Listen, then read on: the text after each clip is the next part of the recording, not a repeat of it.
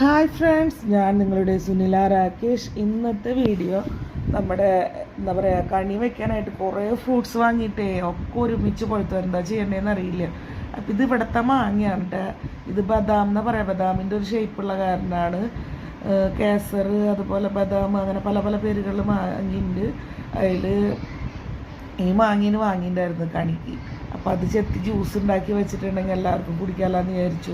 അതിനധികം സാധനങ്ങളൊന്നും വേണ്ട. ഇതിനെ മിസ്ത്രി എന്ന് അവിടെ പറയട്ടെ. ഇവിടെ കൽക്കണ്ടാണ്, പക്ഷെ കൽക്കണ്ടത്തിൻ്റെ ഉള്ളിൽ കണ്ട നൂലുണ്ടാവും. ഈ നൂല് കളഞ്ഞെടുക്കണം നമ്മൾ.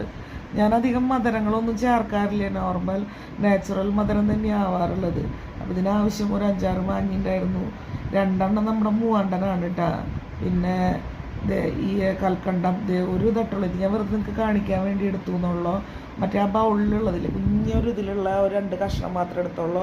പിന്നെ 1 കപ്പ് പാല്, 4 ഏലക്കായ. ഇതിങ്ങനെ തല്ലി പൊട്ടിച്ച് ഇതിലിങ്ങനെ ഇട്ടു. നടുവിലത്തെ നൂല് കളഞ്ഞിട്ട്.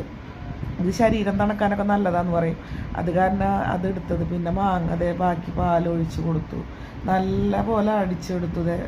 നമ്മുടെ ജ്യൂസ് റെഡി ആയിട്ടാണ്. നല്ല ടേസ്റ്റ് ഉണ്ടായിരുന്നു. ഞാനധികം ലൂസാക്കി ഉണ്ടാക്കിയില്ല, കാരണം ആവശ്യത്തിന് നമുക്ക് വേണമെങ്കിൽ ലൂസാക്കാമല്ലോ വിചാരിച്ചിട്ട്. പക്ഷേ ഇങ്ങനെയായിട്ട് കുടിക്കാൻ നല്ല രസം ഉണ്ടായിരുന്നു കേട്ടോ. അപ്പോൾ എൻ്റെ ഈ വീഡിയോ ഇഷ്ടപ്പെട്ട എല്ലാവരും ലൈക്ക് ചെയ്യുക, കമൻറ്റ് ചെയ്യുക. Thank you for watching.